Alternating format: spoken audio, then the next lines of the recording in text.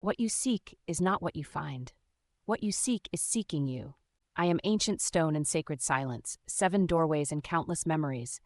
For centuries I have stood between dreams and awakening, between what was holy and what we've become.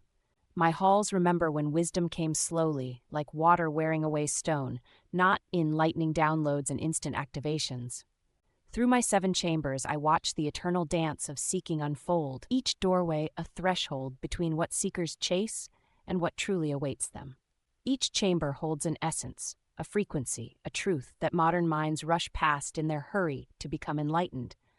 My first doorway gleams with gaudy gold, a monument to spiritual narcissism. The Chamber of Radiance, once sacred to true purpose and authentic power, now serves as a theater for inflated egos performing their enlightenment. Gold-lined walls reflect not wisdom, but carefully curated versions of awakened beings, each competing to be the brightest star in an artificial sky. Here, self-proclaimed ascension guides and light leaders strut like peacocks, each claiming a more extraordinary connection to Source than the last. They speak of life purpose while chasing followers, of authenticity while carefully crafting their masks. Find your divine mission, they proclaim, while their own purpose shifts with each trending spiritual topic. The air is thick with grandiose declarations and abandoned commitments. These luminaries promise transformation while barely transforming themselves, speak of integrity while breaking promises as easily as dawn breaks night. They start spiritual projects with great fanfare, only to let them dissolve when the next shiny opportunity appears. Purpose becomes a product line, divine calling a carefully curated brand. Workshop leaders beam with artificial radiance, their shadows growing longer with each performance of enlightenment. Activate your sovereign divinity, they cry, while bowing to the algorithms that govern their spiritual reach. They claim to channel pure light while filtering out any truth that might dim their carefully constructed image. Special places await ascended teachers who preach uniqueness while copying each other's programs. Express your divine individuality, they encourage, while offering one-size-fits-all templates for spiritual success. Their followers mirror their studied gestures and parrot their wisdom-sounding words, each trying to shine while casting the same manufactured light. Groups gather for soul purpose activations, each participant competing to have the most cosmic mission. One is here to anchor fifth-dimensional frequencies for global awakening, another to activate the crystalline grid of planetary consciousness. They mistake grandiosity for greatness, inflation for illumination. The louder they proclaim their light, the more their unacknowledged shadows leak through their polished performances. The walls witness endless declarations of living in complete alignment while integrity crumbles behind closed doors. These sacred wisdom keepers preach radical honesty from behind carefully curated Instagram filters, their authenticity filtered through ring lights and social media strategies. They promise to help others shine their light while their own inner radiance dims beneath layers of spiritual makeup. Through my second doorway, hysteria echoes off endless mirrors. The chamber of reflection writhes with uncontained emotion and unprocessed trauma. Here, wounded healers lead the wounded, their own mother wounds bleeding through their carefully constructed therapeutic personas. The air is thick with the energy of desperate seeking, seeking comfort, seeking mother, seeking home. Facilitators with shaking hands and unstable nervous systems guide trauma release workshops, their own systems cycling through fight-flight-freeze even as they speak of regulation. They twitch and tremor while teaching embodiment, their gestures betraying the very dysregulation they claim to heal. Groups rock back and forth in corners, caught in trauma loops disguised as cellular release work. The chamber pulses with the energy of abandoned inner children playing at being adults. Advanced healers offer to resolve mother wounds while still caught in their own maternal shadows, their voices shifting from professional therapist to wounded child mid-session. They promise inner child healing through quick-fix modalities, while their own young parts scream silently beneath their spiritual bypass. Addiction wears new age clothing here. Workshop junkies chase the next healing high. Spiritual bypassing becomes the drug of choice. They bounce from modality to modality, seeking the next breakthrough, the next emotional release, the next moment of catharsis. Quantum emotional clearing becomes the new wine, rapid trauma release, the new escape. They mistake emotional flooding for healing, dramatic purging for progress. Mirror after mirror reflects fragments of unintegrated selves. Practitioners offer parts work, while their own parts wage war inside them. They speak of integration while dissociating, of emotional mastery while being mastered by their emotions. The walls witness endless cycles of triggering and reactivity, renamed as deep clearing work. In circles of sacred feminine healing, women perform their pain for each other, competing for the position of the most wounded priestess. They mistake emotional incontinence for authenticity, trauma bonding for sisterhood. Below their conscious awareness, old maternal patterns play out: the devouring mother, the abandoned mother, the neglectful mother, all dressed in spiritual, elaborate clothing. Late at night, the chamber fills with the sound of nervous systems in revolt. Seekers shake and sob through kundalini awakenings that look suspiciously like panic attacks. They speak of cellular remembering while reliving trauma without resolution, of ancestral clearing while passing their unresolved mother wounds to the next generation. Groups gather for emotional liberation workshops that become trauma tourism. They dive into each other's wounds without containment or context, mistaking re-traumatization for breakthrough. Feel it to heal it, they cry, while their overwhelmed nervous systems signal for a safety they cannot find. They chase catharsis like a drug, addicted to the momentary relief of emotional purging, while true integration remains elusive. The mirrors reflect it all: the shaking hands, the darting eyes, the bodies frozen in old trauma patterns. Behind the spiritual language and therapeutic frameworks, beneath the promises of rapid healing and emotional freedom, the unmet infant wails for mother, the abandoned child searches for home, the wounded adult repeats the cycles they swear they've healed. My third doorway pulses with barely contained violence. The chamber of power vibrates with suppressed rage, masquerading as spiritual awakening. Here, aggressive breakthrough facilitators prowl like predators, their unprocessed anger gleaming in their eyes as they push participants past their boundaries. They mistake force for power, violation for transformation. The air crackles with hostile energy, poorly disguised as warrior spirit activation. Groups engage in primal screaming sessions that become outlets for unacknowledged rage. "Release your power," they shout, while participants punch pillows with faces drawn on them, their spiritual warrior masks slipping to reveal raw aggression. The walls witness endless cycles of forceful catharsis that leave participants more wounded than whole. Spiritual warriors compete to dominate spaces, each trying to prove their superior awakening through louder voices and more aggressive posturing. They interrupt each other's processes, hijack group sessions with their urgent releases, and mistake their inability to self-regulate for spiritual emergence. Below the surface of their warrior poses lurks a desperate need to prove their power through force. Workshop leaders boast about breaking through resistance, celebrating when participants break down in tears or dissociate during forced kundalini activations.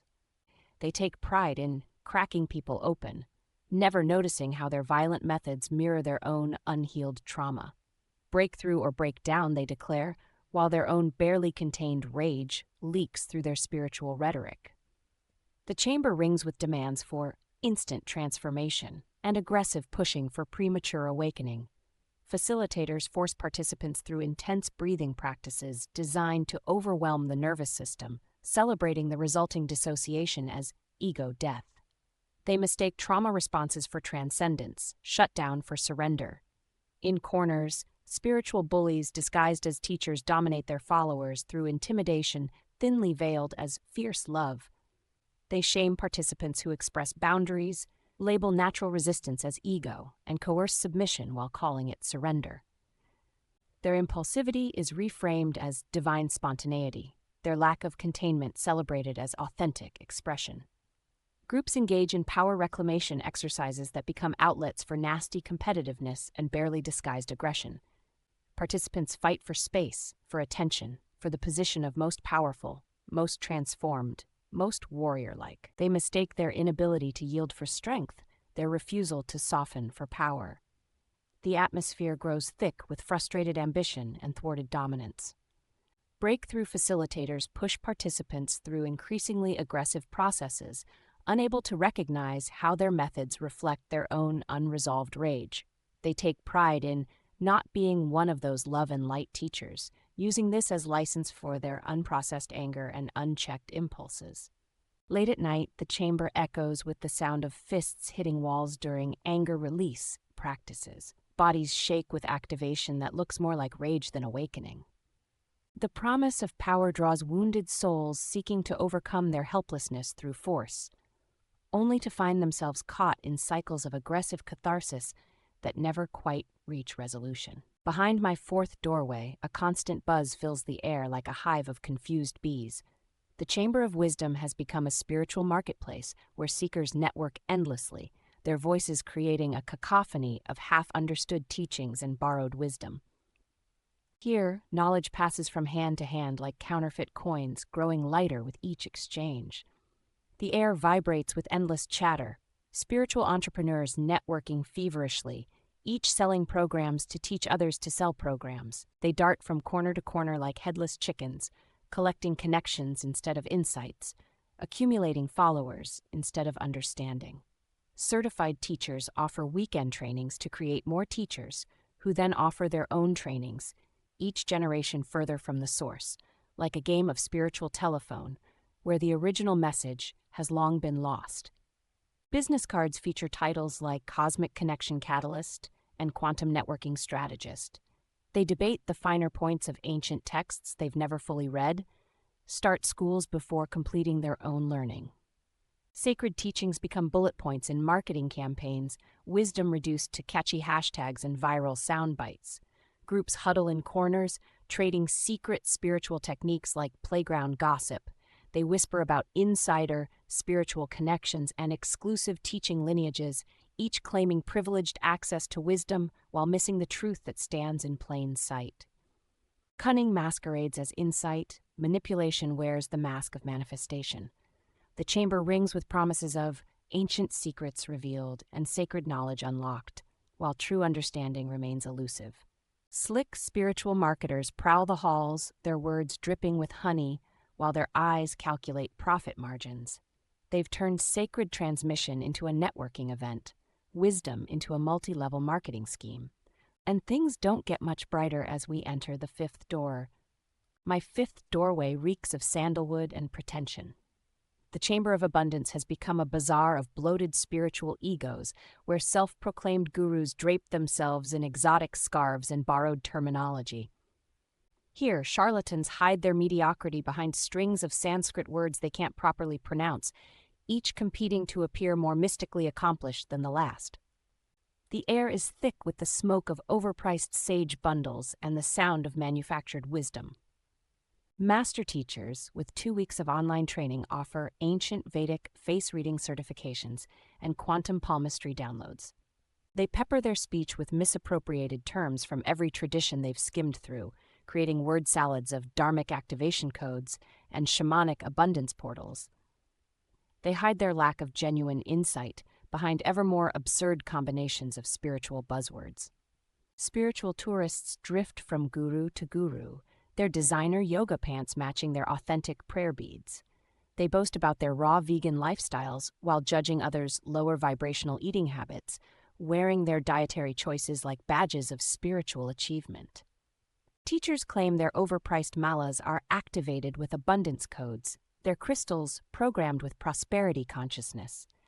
They sell prosperity oil at gold-plated prices, claiming it's been charged under the full moon, though the moon was new last night. Groups gather for abundance activation ceremonies, led by masters who can't manage their own bank accounts. They wave crystal wands encoded with money magnetism, ring bells tuned to prosperity frequencies, and burn elaborate combinations of herbs guaranteed to clear poverty consciousness. The whole chamber operates like a spiritual multi-level marketing scheme, each teacher training others in their manufactured methodologies, spreading fabricated wisdom like a pyramid of pretension. They claim to channel beings with unpronounceable names, delivering messages suspiciously aligned with current spiritual market trends. When the incense finally clears, the truth becomes visible. Scared humans hiding behind spiritual paraphernalia, masking their ordinary wounds with extraordinary claims, their mediocre insights with mysterious terminology. They've built entire careers on reading omens in organic tea leaves, while true wisdom slips quietly through their bejeweled fingers. Through my sixth doorway wafts an overwhelming cloud of patchouli and desperation. The Chamber of Harmony has become a spiritual circus of surgically enhanced goddesses and carefully curated divine unions. Here, silicon meets spirituality, as yoga influencers contort themselves into impossible poses, their designer activewear leaving little to mystery while they preach about sacred embodiment. The air is thick with expensive essential oils and the musk of thinly veiled seduction. Tantric priestesses, with freshly plumped lips and strategically placed crystals, teach sacred sexuality workshops, their Instagram-perfect poses masking a profound disconnection from genuine sensuality.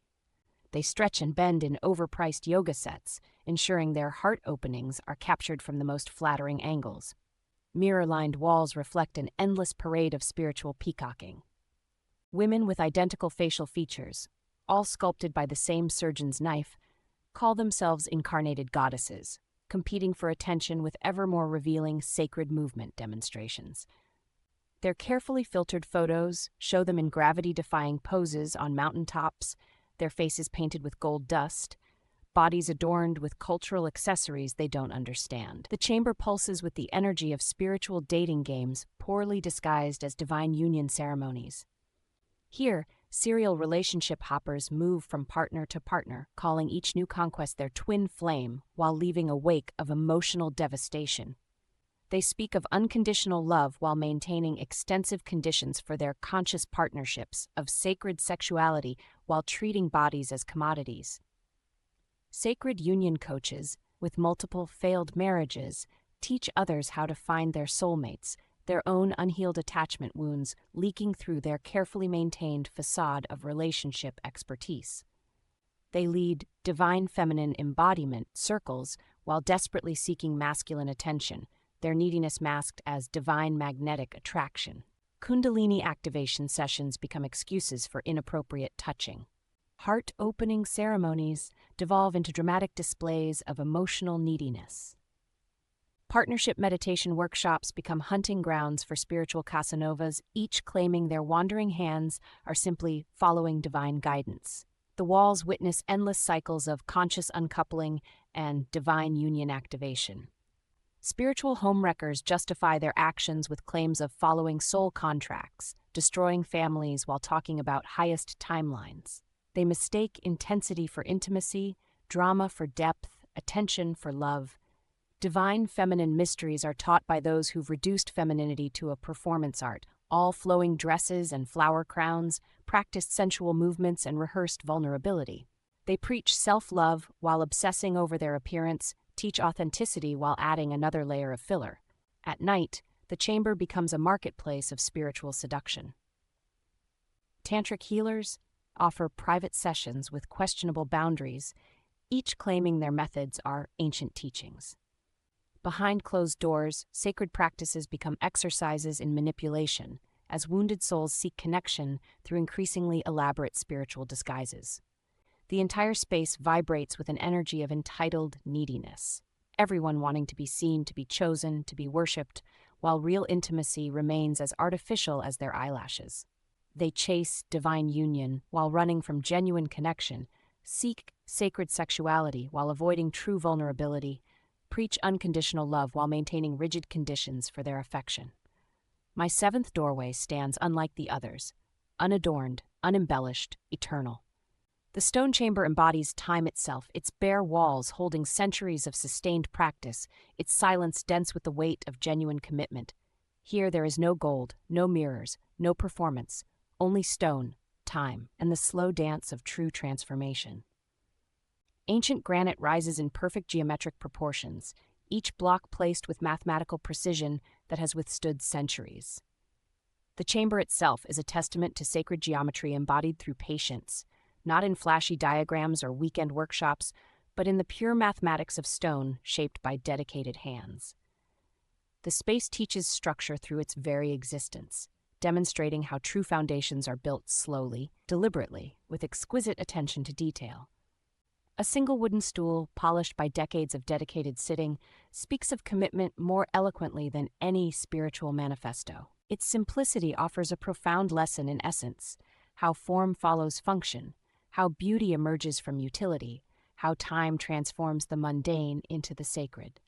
The wood grain tells stories of countless hours of practice, each ring marking another cycle of depth gained through devotion. The air here moves differently, not in the frantic currents of spiritual marketplaces, but in the steady rhythm of centuries. It carries the subtle fragrance of patience, the quiet perfume of practice, sustained beyond all hope of quick results. Those who can sense it recognize the scent of genuine mastery, not proclaimed but earned through thousands of hours of showing up, of failing, of beginning again. Here, darkness is not an enemy to be transcended, but a teacher to be respected.